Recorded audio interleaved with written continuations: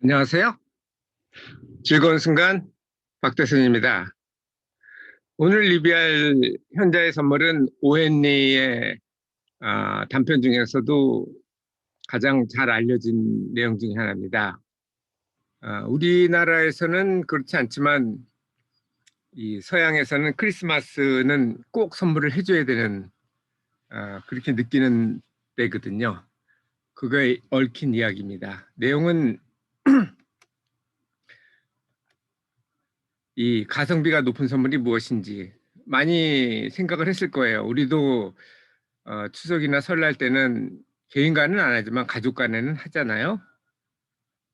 원하는 선물이 뭔지 뭐 이런 것들을 다뤄보는 시간이 되겠습니다. 선물이 뭔지 먼저 정의를 해보죠. 선물은 영어로 얘기하면 기프트이기도 한데 대가를 바라지 않고 주는 것이 선물입니다.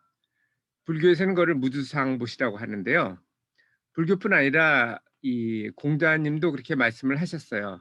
책은담에도 나오고 동서양을 아울러 이 뭔가 바라고 준다는 거는 그건 선물이 아니죠. 그거는 어찌 보면 교환이 되는 겁니다. 현자가 여기 나오는데요. 현자는 뭐 아시겠지만 최초의 크리스마스 선물을 한 사람이죠. 뭐 크리스마스 선물은 성 니콜라우스가 가난한 돈이 없어서 시집을 못 가는 가난한 처녀에게 지참금을 마련해 줬다는 데서 시작을 하는데요. 그 전에 크리스마스라는 건 노엘이죠. 그러니까 첫 성탄. 예수님이 태어났을 때 동방에서 별을 보고서 와서 예수님의 탄생을 경배하면서 선물했던 현자가 있었습니다. 이게 뭐 여러 사람이다, 뭐 세 사람이다, 뭐 이런 여러 가지 이야기가 나오지만 어쨌든 선물은 셋이었어요. 그게 바로 황금, 몰약, 유황이었습니다. 그게 뭘 뜻하는지 그건 한번 나중에 알아보시죠. 이 책의 원제가 영어가 The Gift of the Mag입니다. 맥이라는 거는 단수거든요. 복수로 하면 메거스가 됩니다. US 라틴어식이기 때문에. 자, 구성을 보죠. 뭐 다 아시겠지만 그래도 간단하게 얘기를 하면은 딱 두 명이 나옵니다. 짐과 델라. 가난한 부부죠. 하지만 서로 사랑하는. 그들에게는 가난하지만 아주 자랑스럽게 생각하는 게 있었는데 물론 서로를 자랑스럽게 생각했을 테고 그 다음 물건 중에서는 짐은 할아버지한테 물려받은 시계, 그리고 델라는 지금 여기는 잘려가지고 그리고 원래는 금발이 아니에요. 이 일본에서 극화하면서 애니메이션으로 만들면서 서양이니까 금발을 하자 이렇게 했던 것 같은데 원래는 갈색 머리입니다.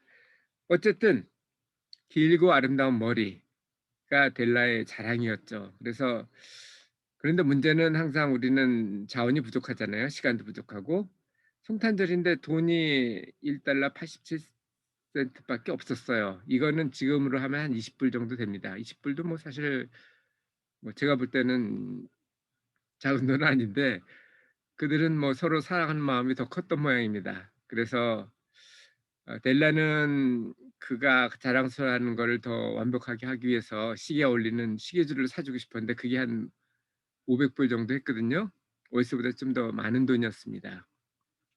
짐은 그녀에게 적합한 최고급 머리빗. 머리빗이라는 거는 진짜로 빗는 게 아니고 장식용 빗을 얘기해요. 훨씬 더 멋있을 거라고 생각을 한 거죠.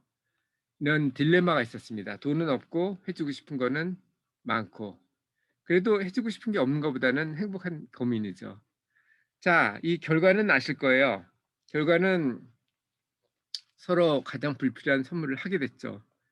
서로 가장 소중한 것을 희생했기 때문에 그런 결과가 나왔는데 이러한 현실, 유한한 자원과 무한한 욕망을 어떻게 해결하느냐에 대해서는 우리는 두 가지를 생각을 해야 됩니다. 가성비와 지속 가능성. 이게 예를 들어서 아주 좋은 걸 줬다가 다음에 그만큼 못 해주면은 오히려 작은 걸 쪼개서 주는 것보다 못해요. 예를 들어서 우리가 조난을 당했다고 쳐요. 안데스 산맥에서 비행기가 떨어졌습니다. 그래서 아주 높은 곳에 죽지는 않았지만 많은 사람이 죽었지만 그중에 일부는 살아남아서 그 사람들이 가지고 있는 먹을 것이 제한돼 있다면 그거를 뭐 우리 집사람처럼 한 번에 다 먹고 배 터지게 먹고 그다음에 굶는 방법도 있지만 저처럼 저는 아주 쪼개거든요. 예를 들어서 하루에 뭐 2,000 칼로리가 필요하다면 1,000 칼로리 정도만 계속 두면 좀 더 오래 지속할 수 있겠죠. 그러니까 2 배는 지속을 할 거고요. 3 배까지 가능할 거고. 그리고 몸도 저칼로리에 반응을 하니까 쪼끔 더 효율적으로 살 수가 있습니다. 그 이유는 역치라는 거에 있어요. 그러니까 모든 생물은 자극에 반응하기 위한 최소한의 크기가 정해져 있습니다. 우리가 어떤 선물을 받고 기뻐하면 그다음에는 비슷한 선물을 받을 때 그 기쁨의 정도가 낮아집니다.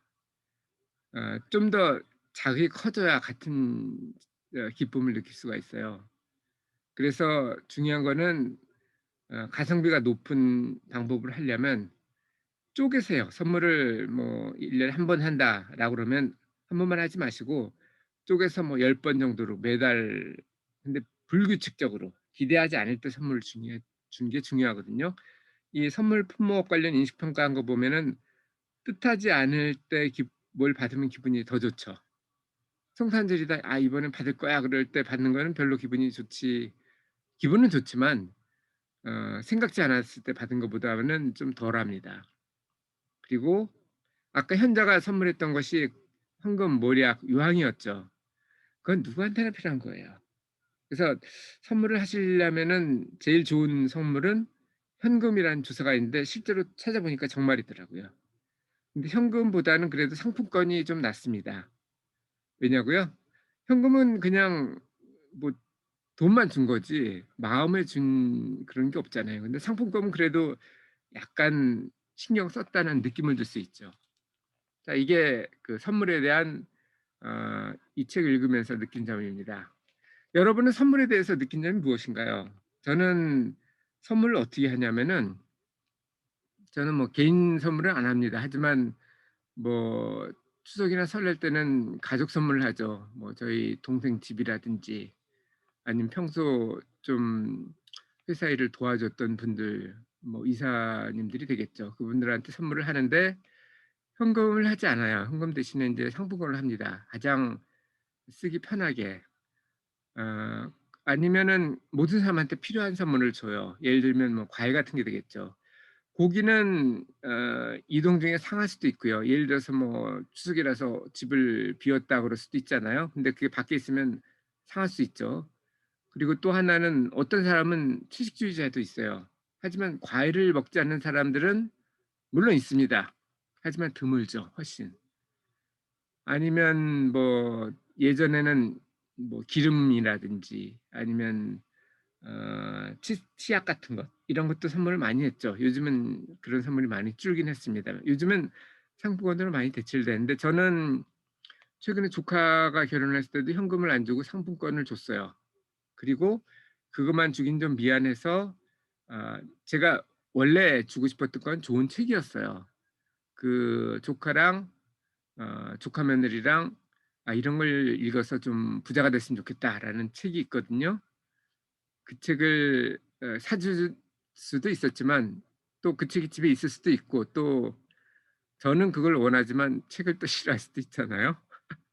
그래서 이런 상품권을 주면서 "이런 책이 있는데 이런 걸 사서 보면 좋겠다."라고 그렇게 했습니다.